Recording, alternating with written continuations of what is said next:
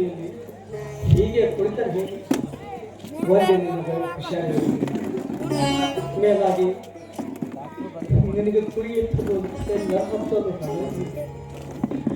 ನಾನು ಏನು ಮಾಡಲಿ? ನನಗೆ ಒಂದು ಜೀವ ಗೊತ್ತಾಗಿಲ್ಲ.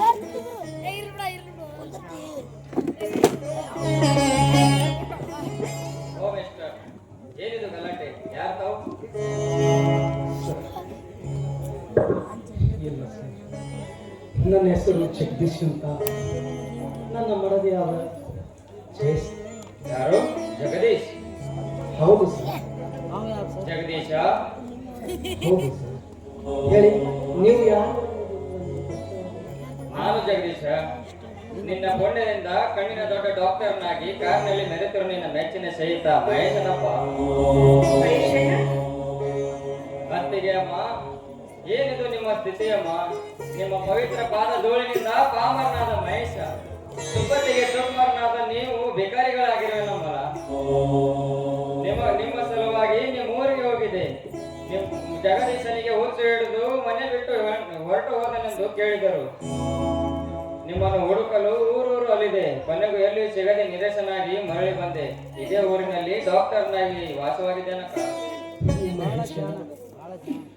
ಮಹೇಶ, ನನ್ನ ಮಗಳು ಸತ್ತು ಹೋದಳು. ಮಹೇಶ,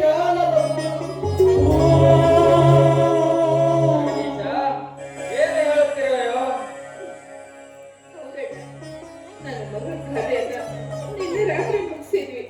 ಕೈ ಬಂದ ತುತ್ತು ಬಾಯಿಗೆ ಬಂದಂತಾಯ್ತು ನನ್ನ ಬಾಳಿನಲ್ಲಿ. ನೋಡ್ದ ಮೈಜೇಟ, ಆ ದೇವರು ನನ್ನ ಮೇಲೆ ಎಷ್ಟೊಂದು ಕಲ್ಲಾಗಿದ್ದಾನೆ ಅಂತ. ನನ್ನ ಮಗಳ ನಾಡಿ ಪ್ರಾಣಿ ತೆಗೆದುಕೊಡೋಕ್ಕಿಂತ ನನ್ನ ಪ್ರಾಣ ತೆಗೆದುಕೊಂಡಿದ್ರೆ ಎಷ್ಟು ಒಳ್ಳೇದಿತ್ತು.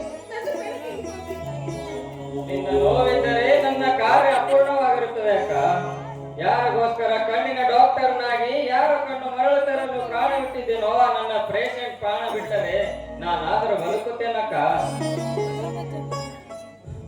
ಮಹೇಶ, ಮೊದಲು ನಾನು ನಿನಗೆ 25,000 ಕೊಟ್ಟು ಹೊಡವಲು, ನೀನು ನನಗೆ ಕೊಟ್ಟರೆ ಅದೇ ನಿನಗೆ ಕೊಟ್ಟು ಉಪಕಾರ ಆಗುತ್ತಪ್ಪ.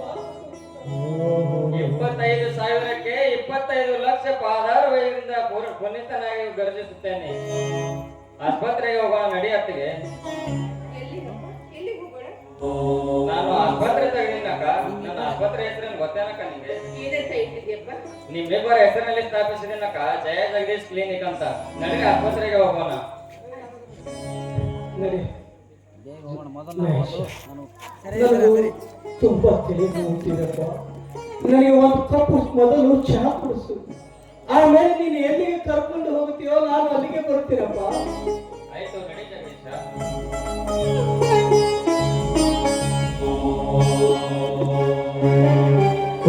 ಮುಂಚೆ